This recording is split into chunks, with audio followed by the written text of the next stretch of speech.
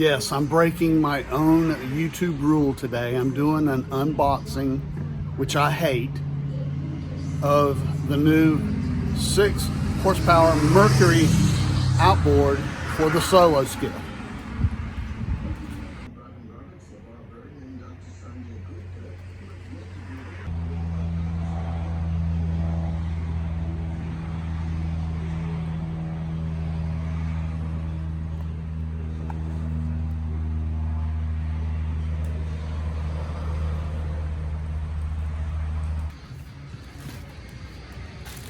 Paperwork,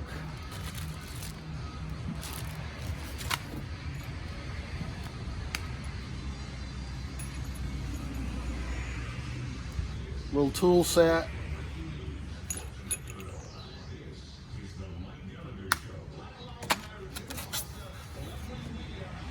four-stroke oil,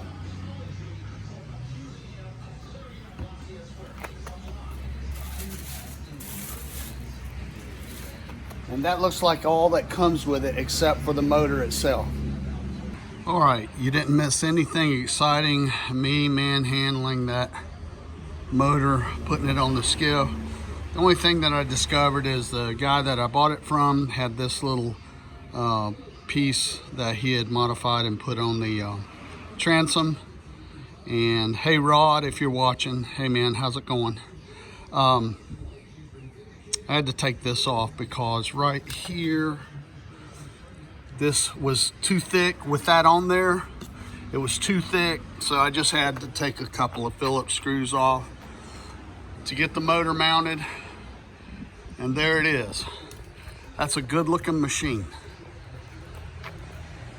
Well, it's been about probably since 2007 since I did any or have had any dealings with any kind of an outboard motor. Haven't messed with any kind of an outboard since then, so I'm gonna have to kind of re-familiarize myself with the operation of outboards. And back then we had a 2-stroke, so now this is a 4-stroke.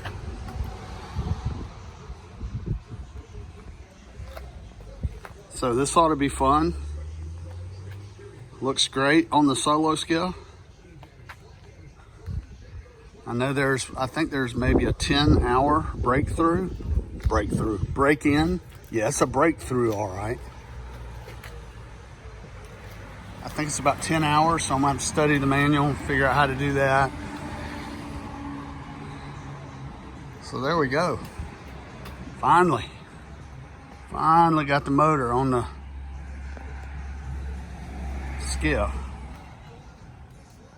Use these little twist handles to tighten it to the transom.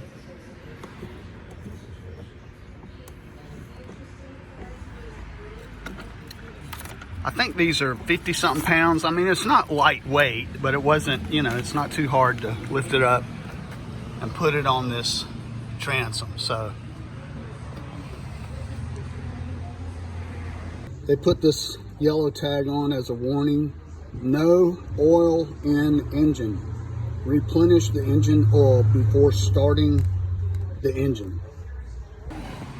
The previous owner installed this on here is the existing transom, and he installed this little transom piece on top, which actually raises it about 2 inches, raises the motor.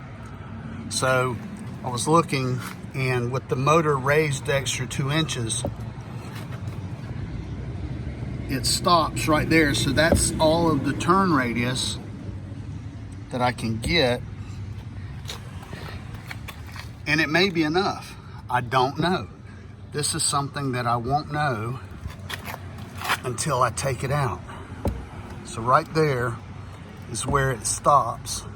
So if I could drop it another ½ inch to an inch, I would get a lot more movement. But like I said, I don't know if I need that extra movement, that extra rotation on this motor right there. That's as far as it'll go, left or right. It's just one of those things you have to experiment and find out for yourself.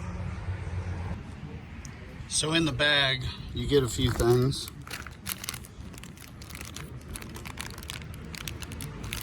I'm not actually even sure what that is. I'm sure some of y'all do, but I don't. It's got a little cotter pin. Not exactly sure. So you get some warranty info. Let's see, you get that. If it's damaged, and that doesn't appear to be damaged.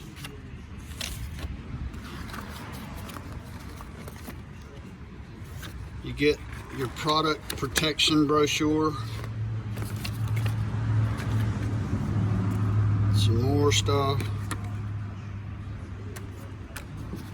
And then you get your operation, maintenance, and installation manual.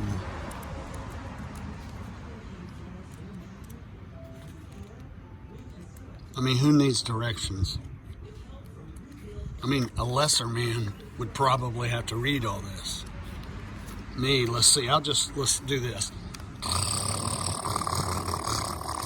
Okay, I just memorized it.